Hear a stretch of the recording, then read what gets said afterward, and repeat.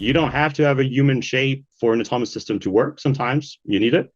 Sometimes you can just, use a drone because it's fit for purpose, it's nimble, it's cost efficient, and it delivers outsized impact. Hello, you're watching Proactive. I'm joined by Axel Belorde. He's head of business development for EMEA and Asia at TMX VettaFi. Axel, very good to speak with you again. What are some of the structural drivers underpinning drone demand? It's good to be with you again on the program. I mean, the first thing is military modernization.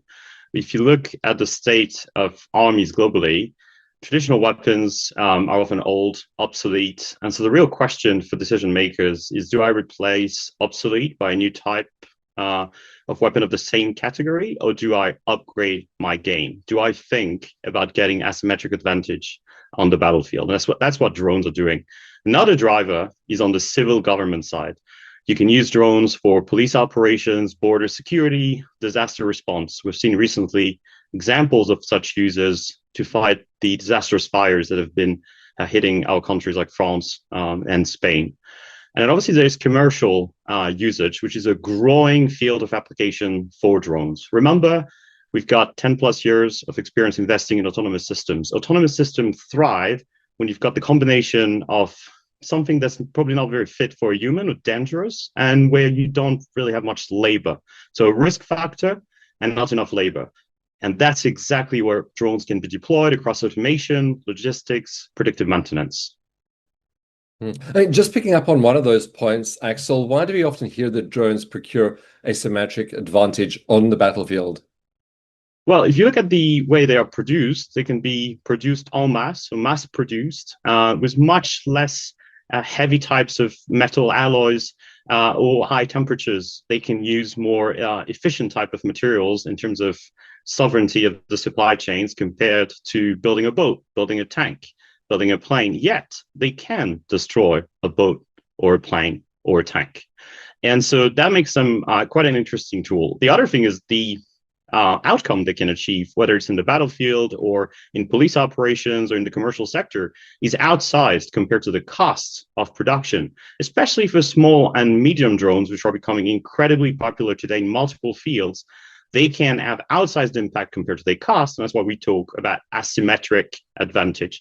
If you want to win tomorrow as a company, as a government protecting its population, as an army, you want to maintain asymmetric advantage.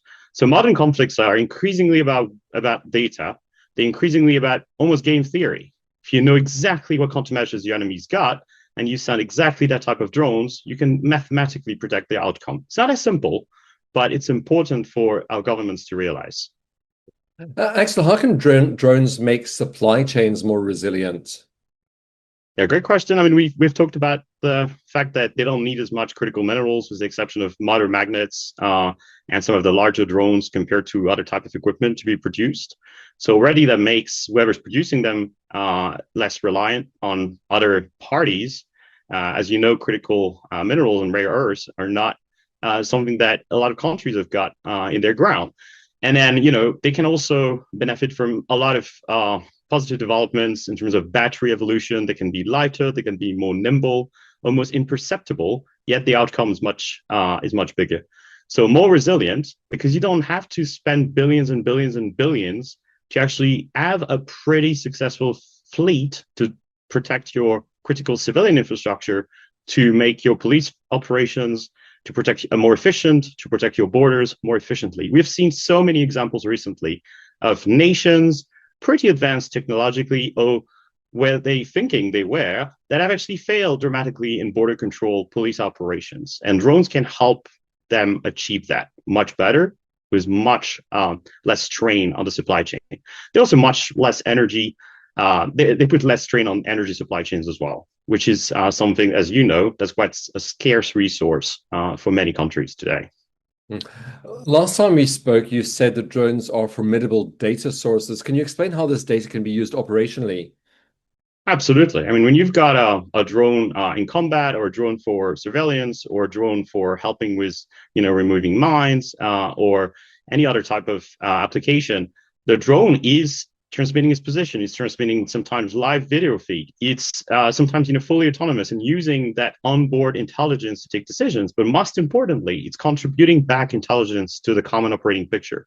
Once you've got that intelligence across a fleet of assets, whether it's drones, satellites, underground assets, other types of equipment, and IoT as well in some industrial settings, you can integrate it all and then take better decisions. So that's why they're such a formidable data source. And there's also the quantity aspect. You can get, many drones in multiple spaces. You can then connect that data and then help it, it helps you feed models or take better decisions. And that's why there's such an important aspect of the supply chain resilience aspect. It's also such an important aspect when it comes to model warfare and winning. Data wins wars, and data also wins in terms of deploying operational AI and having good outcomes.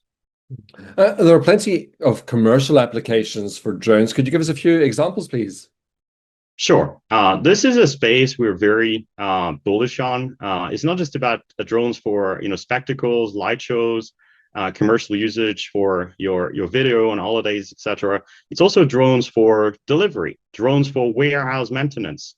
One of our co-founders back in the days co-founded Amazon Robotics. Well, today, guess what he's doing? He's building fleets of drones that are flying 24/7 in warehouses at multiple large companies across the globe, collecting data on what's in the warehouse, reducing out of stock events, improving OTIF, improving working capital, and also deploying, thanks to that data, great supply chain use cases. And then predictive maintenance, also a case, use case we're very positive on.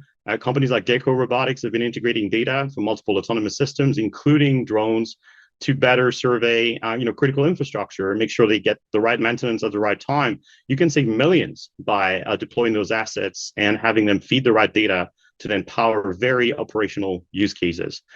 And these are some of the examples you can find in the commercial sector. There are so many more to come. And remember, you don't have to have a human shape for an autonomous system to work. Sometimes you need it. Sometimes you can just, use a drone because it's fit for purpose, it's nimble, it's cost efficient, and it delivers outsized impact. Axel, thanks as always for your insights. Great speaking with you again. Pleasure. That's Axel Belorde. He is TMX VettaFi's head of business development for EMEA and Asia.